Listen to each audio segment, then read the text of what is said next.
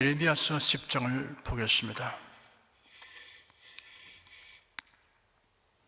1절, 2절, 2절을 함께 읽겠습니다. 이스라엘 집이여, 여호와께서 너에게 이르시는 말씀을 들을지어다. 여호와께서 이같이 말씀하시되 열방의 길을 비우지 말라. 열방이는 하늘의 징조를 두려워하거니와 너희는 그것을 두려워 말라. 이스라엘의 집이란 유다 나라를 말합니다.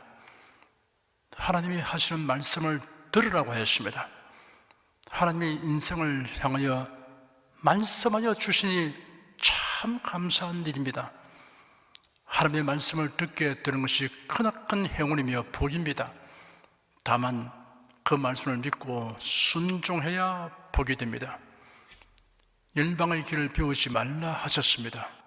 열방의 길이란 하나님을 알지 못하는 사람들의 종교 행위를 말합니다.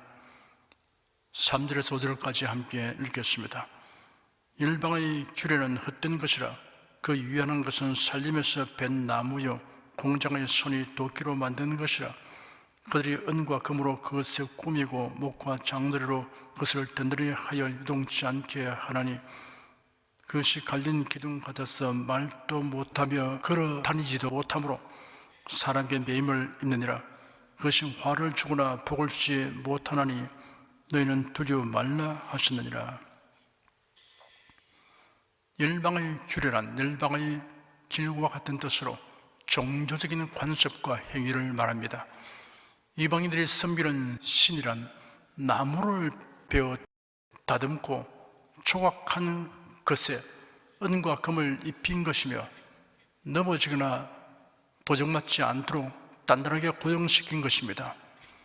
우상은 스스로 움직일 수 없으므로 사람의 손에 의하여 옮기고 세워질 수밖에 없습니다. 이스라엘은 블레셋과의 전쟁에서 많은 전사들을 내고 패배하였습니다. 그러자 이스라엘은 하나님의 임재를 상징하는 하나님의 언약궤를 전쟁터로 운반하여 왔습니다. 이를 본 이스라엘 군사들이 사기충천하게 튀어 언약궤를 앞세우고 블레셋과 다시 싸웠습니다. 그러나 블레셋 사람에게 언약궤를 빼앗기고 더욱 처참하게 피하였습니다. 문제는 이스라엘이 하나님을 거슬러 행하면서 여호와의 언약궤만 앞세우고 나가면 이길 줄로 생각한 데 있었습니다. 하나님의 궤를 빼앗긴 이스라엘은 이를 슬퍼할 뿐 하나님의 교회를 도로찾기 위해 어떠한 조치도 취하지 않았습니다. 그들이 공경에 처할 때 하나님의 교회를 이용할 생각만 했지 하나님의 교회를 위하여 희생할 생각은 없었습니다. 한편 이스라엘과의 2차에 걸친 전투에서 큰 승리를 거두고 이스라엘이 의지하던 언약 교회까지 빼앗은 블레셋 사람들은 의기양양하게 되었습니다. 그들은 자기들이 섬기는 우상 다곤 신의 도움으로 이러한 승리를 얻은 줄로 여겼습니다. 그래야 언약궤를 아스도스에 있는 다곤 신전으로 가져가서 다곤 신상 곁에 두었습니다. 다곤 신상은 사람과 물고기 두 형상을 결합시킨 것으로 상체는 사람 모양이고 하체는 물고기 형상이었습니다. 블레셋 사람들은 그들의 번성함을 원하여 번식력이 강한 물고기 형상의 우상을 만들었을 것입니다.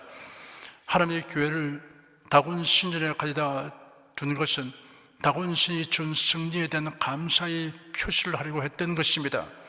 또한 언약교회를 신전 안에 가두어 둠으로 이스라엘의 신을 포로로 잡은 것처럼 취급하려 하였습니다. 아스돗 사람들이 이튿날 일찍 일어나 다곤 신전에 가보니 다곤 신상이 여호와의 언약궤 앞에 엎드렸죠. 그 얼굴이 땅에 닿아 있었습니다. 블레셋 사람들은 매우 놀랐지만 애써 우연한 사건으로 취급하려고 했습니다. 그래야 신상을 일으켜 제자리에 세웠습니다. 그런데 다음 날에는 다곤 신상이 여호와의 궤 앞에서 엎드렸죠. 얼굴이 땅에 닿았고 그 머리와 두 손목은 끊어져 문지방에 있었습니다. 신상의 머리와 손이 끊어진 것은 우상은 지혜도 없고 능력도 없다는 것을 나타냅니다. 쓰러지면 일어나지도 못하는 신을 일으켜 놓고 섬기는 행위는 미련의 극치입니다. 이사야 선지자는 우상을 만드는 자의 미련한 행위에 대하여 자세히 형용하였습니다. 목공은 금장석을 장려하며 가로되 땜이 잘 된다 하며 못을 단단히 박아 우상으로 흔들지 않게 하는도다.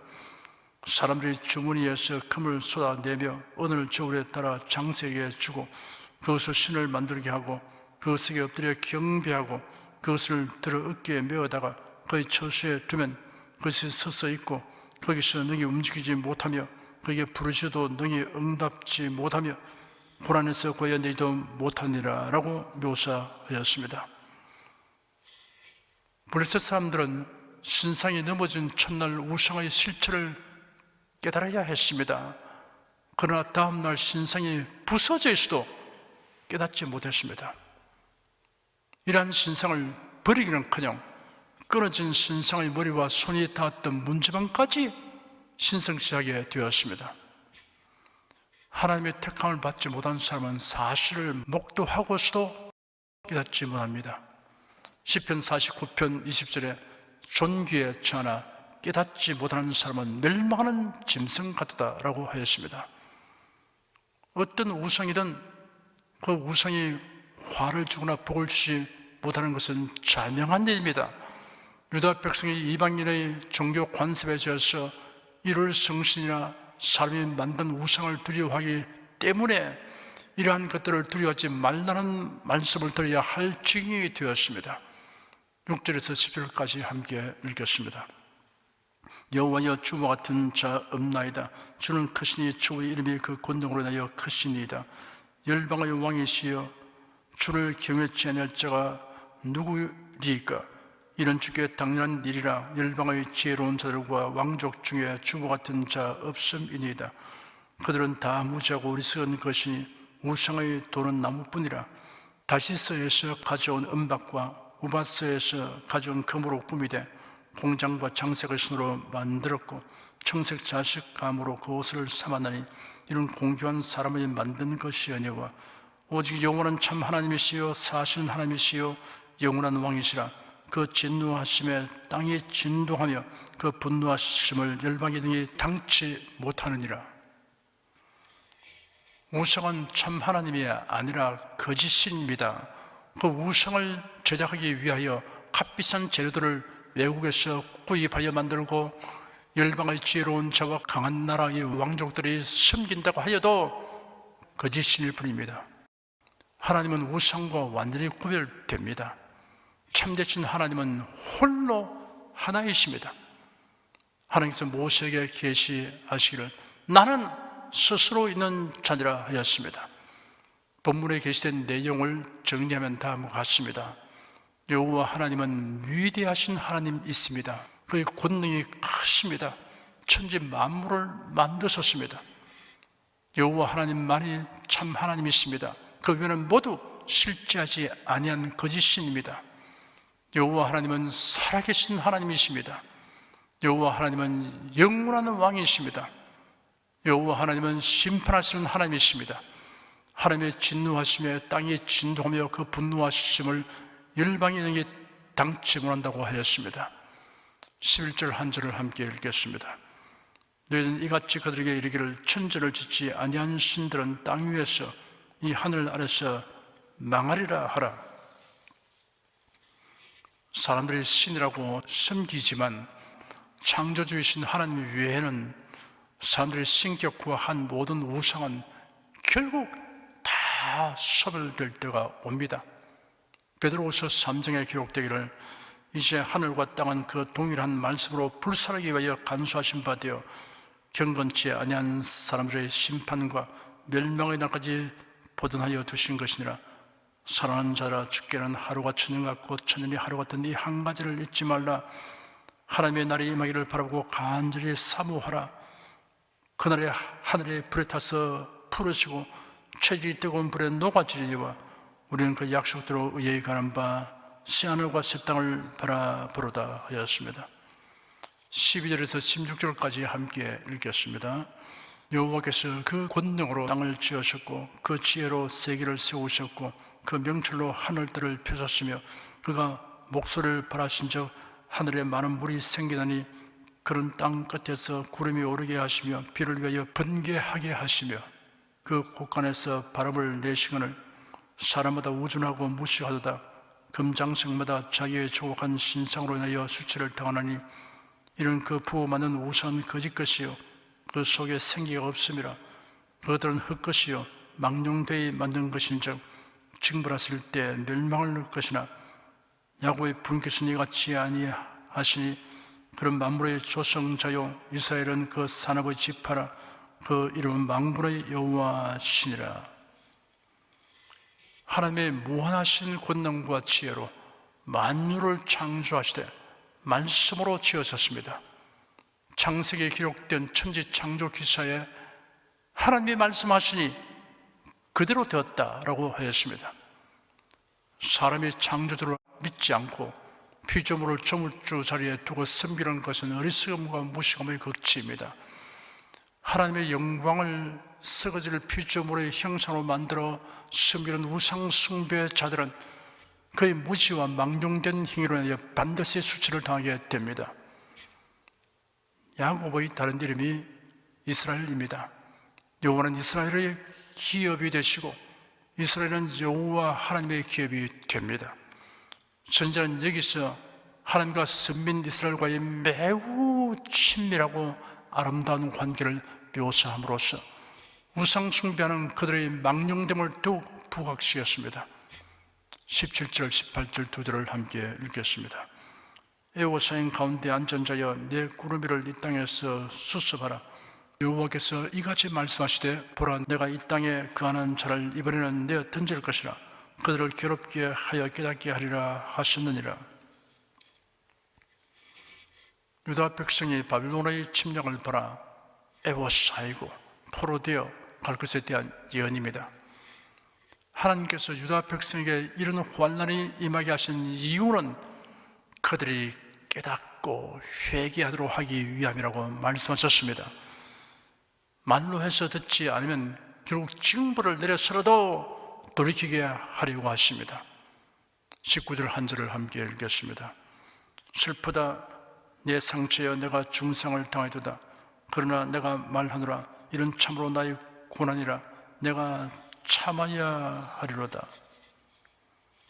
예레미야는 선지자로서 심판의 메시지를 백성들에게 선포하고 있지만 그도 역시 백성 중의 한 사람입니다. 그러므로 고난을 함께 겪을 수밖에 없음을 알고 있었습니다. 그러나 예레미야 자신은 그 고난의 이유를 알므로 참고 견디겠다고 하였습니다. 20절에서 22절까지 함께 읽겠습니다. 내 장막이 회파되고 나의 모든 줄이 끊어졌으며 내 자녀가 나를 떠나가고 있지 아니하니 내 장막을 세울 자와 내 장을 칠 자가 다시 없도다. 목자들은 우준하여 여호와를 찾지 아니하므로 형통치 못하며 그 모든 양떼는 흩어져도다. 들을 때다 북방에서부터 크게 떠드는 풍성이 오니 유다 성읍들로 황폐케 하여 실랑의 거처가 되게 하리로다. 유다 성읍은 바빌론의 침략을 받아 황폐하게 되고 짐승의 거처가 될 것이라고 하였습니다. 이런 증에 이르게 된 책임이 제사장과 선지자에게 있습니다. 그들이 하나님으로부터 받은 사명을 저버리고 세속화된 사람들의 인정을 받고 칭찬을 받으려고만 하였기 때문입니다.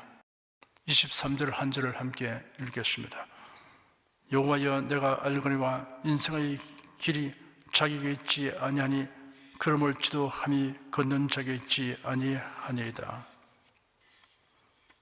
인생 여정이란 인간의 계획과 뜻대로 다 진행되는 것이 아닙니다. 유다 백성들은 북방 나라의 침략으로 나라가 위태로울 때는 애굽의 도움을 받아서 대처해 나갈 줄로 알았지만 허망한 일이었습니다. 하나님의 주권을 인정하고 하나님을 의지하며 하나님의 선하신 손에 맡기고 살면 하나님의 돌보심을 받을 수 있는 유다 백성들이 그들의 지혜와 힘과 이웃 나라의 힘에 의존하였습니다. 살 길이 있음에도 불구하고 기어코 망할 길만 택하였습니다.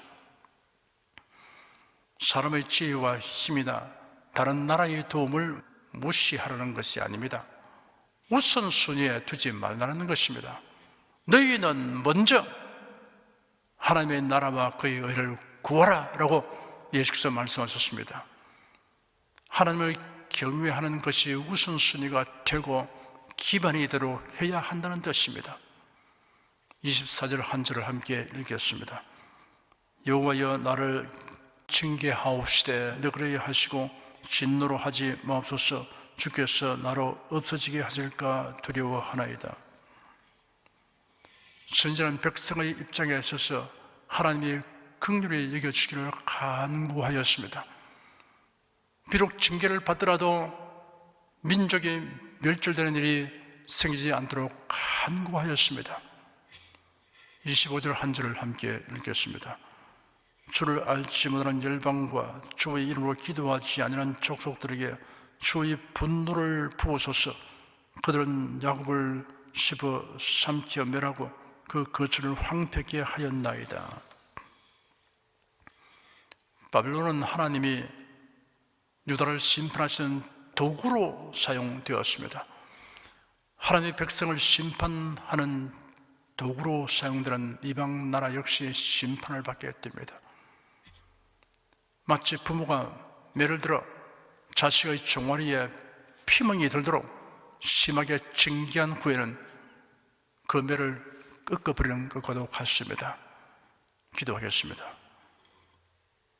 참되신 하나님을 섬김과 우상 숭배, 그리고 하나님과 우상을 겸하여 섬김의 차이가 무엇이며 그 결국이 어떻게 되는가에 대하여 우리가 유다 나라의 역사를 통하여 배우며 이를 거울과 경계로 삼게 하여 주신 하나님께 감사드립니다.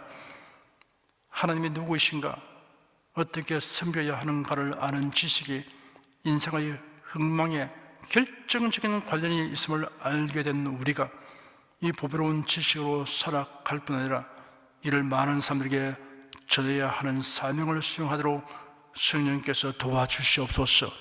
예수 그리스도의 이름으로 기도드립니다. 아멘.